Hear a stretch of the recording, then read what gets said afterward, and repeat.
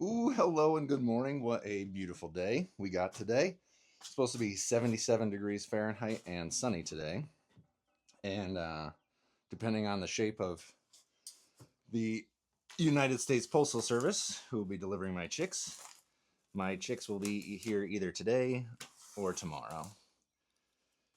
And that is so exciting. So, earliest they're going to be here is in another hour.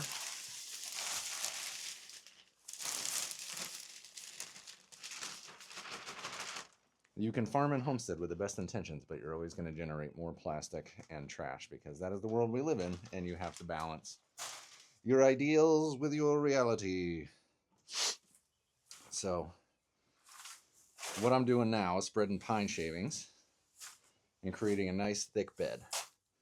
We got our rounded walls so the chicks don't pile up,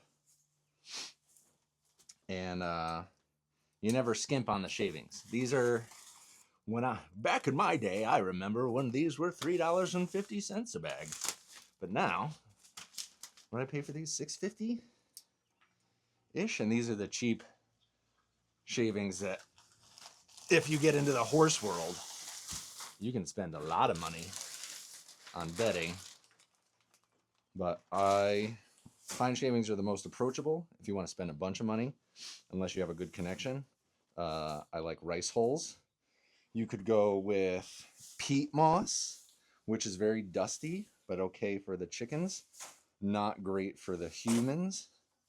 But again, people do it. And then wood chips, don't love. They're too coarse.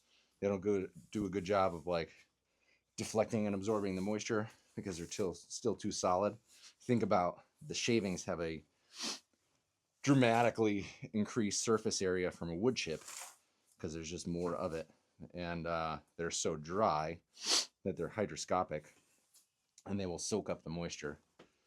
And you manage it by adding more wood chips on. But 2 bales gets us our whole area set. And there goes, so what's that, 13 bucks? Just for them to poop on.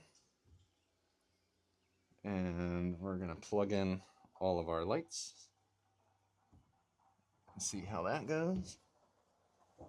And if anything blows up. And for this Food Cyclist channel with my family and my friends, my good friends from all over, I send them videos, as you know, and as I've talked about at length. And this isn't going to be an instructional how to raise chickens channel or series, but I am going to update on the regular with very low edit videos. And that's what I'm thinking about as I prepare the brooder.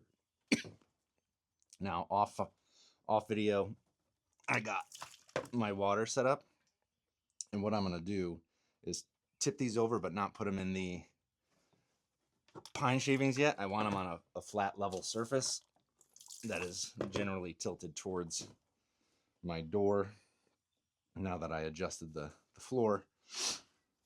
But because it's the first run of the year, they might leak. And if they leak all over this $13 worth of pine shavings, the best course of action is to remove all the wet pine shavings. And then you're just throwing money out the door. So they look like they're holding water. Sometimes it's a slow drip. I will leave them there. And then once they've proven themselves in like an hour, whatever, this shed's going to warm up throughout the day. And with the lights on now, I'll put the waters immediately available in here so that the birds can get them. And also, if our well water at this time of year comes out about 54 degrees Fahrenheit, then I want them to warm up to at least room temperature so that the little hot chickies aren't drinking cold water, which will then make them cold. I will probably get some more cardboard now that I think of it and put my feeders on some cardboard. And I'm going to want plenty of feeder space. Very accessible to the little birdies. And if you think about, well, if I'm thinking about, what do the birds need to thrive and survive throughout their entire life? What is something that every animal, poultry or otherwise, needs to survive and thrive? Well, they need fresh water. Boom, got it. They need fresh food. I got bags of food that I just purchased. That'll go in the feeders. I'm not going to put it out now because if the birds are not in here, there's all that fresh, yummy food. We might get rodents looking for a snack, even though it's springtime and there's food everywhere right now.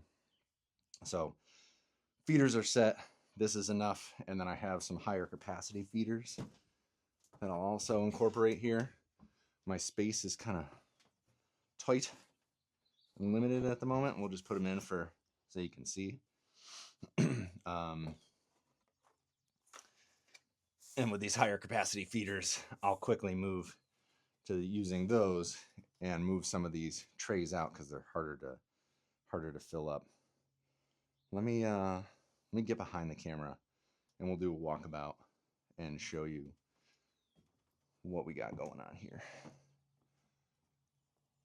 Ooh, 6 minutes already. That went by fast. All right, well, yeah, final tour. My little pieces of cardboard I stapled in. Those can get removed to add a couple square feet after the birds get bigger and smarter. There's no reason why I have white lights and red lights. It's just the lights that I had. I have spare bulbs that I could probably turn them all white, but we leave the lights on 24 hours when they get, as they're young, and as they get older, I will decrease the white lights and just have the red lights to give them some more natural circadian rhythm overnight. But we'll cross that bridge when we get to it. Better to be warm for them than mess with their lighting. And I'm sure there's nuance to that some chicken expert is screaming right now, but it works for me. Water is getting warm and up to room temperature. Important bucket, not just because it has another spare light, which we're going to put here or it won't roll off. But this is one of the most important pieces of equipment because then you turn it over and you have these moments, and it's when we sit and observe what's going on. We do our linger grazing, set everything up. I got water ready, feed, light, fresh air, warm, safe environment, all the things that an animal needs to survive, a living thing needs to survive. Fresh air, clean water, nutritious food, safe environment, cozy place to snuggle up and go to bed. You do your linger grazing and you say, okay, you install the chicks and see what they're doing. Are they happy? Are they bunching? Is there a draft from somewhere? Do they have enough light? Do they have enough heat? Are they all huddled? Are they freely moving about? And we're going to see that in the coming videos. But I just hit the 8-minute mark without knowing it. And we're going to wrap this video up. All right, I love you, and I'll talk to you soon.